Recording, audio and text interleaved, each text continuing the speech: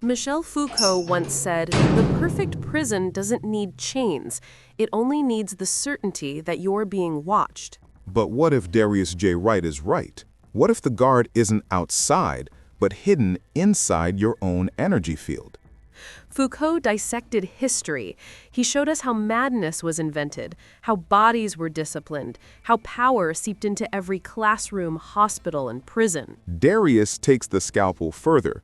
He says the real Panopticon isn't built of walls or cameras. It's built of frequencies, invisible bars made of your own soul's energy. Here's the paradox. Both may be true. Foucault mapped the prisons of society. Darius reveals the prison of the self. And together they raise a terrifying question. If every word, every diagnosis, every camera was already shaping you, and if, beyond all that, your very energy field was also a cage, then where does freedom begin? And this is where science trembles, because the moment energy stops being just chemistry or electricity and starts being proof of consciousness, everything collapses. So tonight, we're putting them in the same room, Foucault, Darius, and science itself. Sometimes they'll clash, sometimes they'll agree, but each one will show you a different set of bars, and maybe a different key. Stay, because once you see the invisible prison, you'll never unsee it again.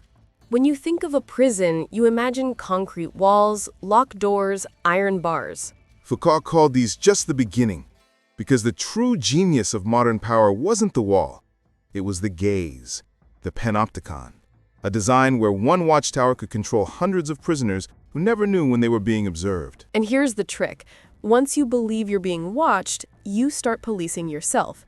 You don't need chains. You don't need guards. You've swallowed the prison whole. That's why Foucault said, schools, hospitals, even factories are extensions of the same design. Uniforms, schedules, surveillance, each one a rehearsal for life inside invisible walls. It's like society gives you free training, how to be your own warden. But Darius J. Wright warns, there's another prison, one so subtle, you don't just swallow it, you radiate it. It's your own energy field. Have you ever walked into a room and felt instantly drained, or stood next to someone who seemed to pull the air right out of your lungs? That's not just psychology. Darius says it's the field, an electromagnetic cage humming around you. And unlike Foucault's walls, you can't see these bars. They're woven from your own frequencies. Every fear, every thought, every trauma, adding new locks. So which is worse? To live in Foucault's prison, where you obey because you think someone's watching, or in Darius's prison, where the guard lives inside your very energy? And if both are true, then freedom isn't about breaking the walls outside. It's about finding the keys inside. Science has no problem measuring energy, as long as it stays in wires, batteries, or machines. But the moment that energy shows up in you, in your heartbeat, your brain waves, your aura, suddenly the data becomes uncomfortable. Take the Heart Math Institute. They found the human heart generates a magnetic field that extends meters beyond the body. Not only that, two people in the same space can sync their fields without saying a word. Imagine that. Your heart silently negotiating with someone else's energy field while your brain thinks it's just small talk. Or look at EEG scans, brainwaves that spike when one person merely thinks about another across the room. Studies dismissed as anomalies, statistical noise. But if it's just noise, why does it happen again and again and again? Here's the part nobody wants to admit. If your field interacts with others, then control doesn't belong only to institutions, cameras, or guards. It means influence is everywhere, invisible, unpredictable. And systems hate unpredictability. A panopticon only works if the gaze is stable. But what if the gaze isn't a tower outside you, but an exchange of energy happening in everyone at once? Imagine trying to run a prison where the bars rearrange themselves every time someone breathes. That's why science fears this knowledge, because it breaks the story where humans are just chemical machines. It suggests you're a node in a living field, one that refuses to stay locked down. So the real question isn't whether the data exists. It does. The question is, why does it always get buried, dismissed, labeled as anomaly? Because anomalies don't just challenge the experiment, they challenge the prison itself. If the prison is invisible, then how do you test the bars? How do you know they're even there? You don't need philosophy for this, just memory. Remember the last time you walked into a room and felt suffocated without a word being spoken? That wasn't psychology, that was the field tightening. Or the time you thought of someone and seconds later they texted you? Coincidence?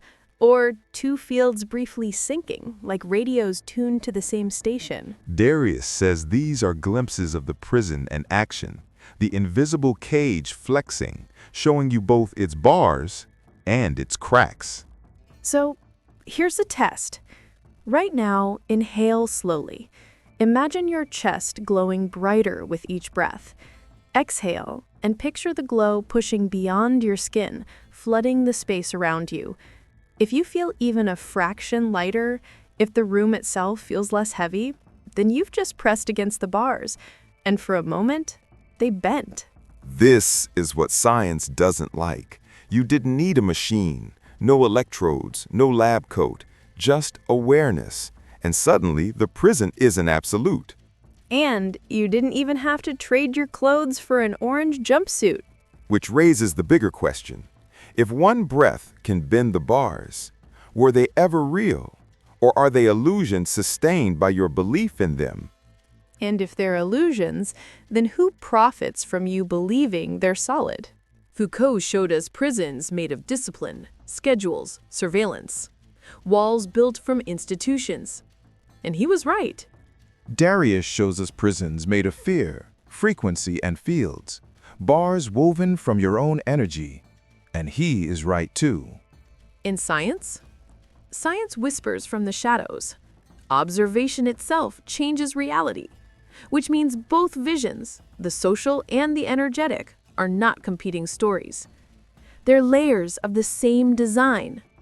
The social Panopticon and the energetic Panopticon overlap. One controls your body, the other cages your soul.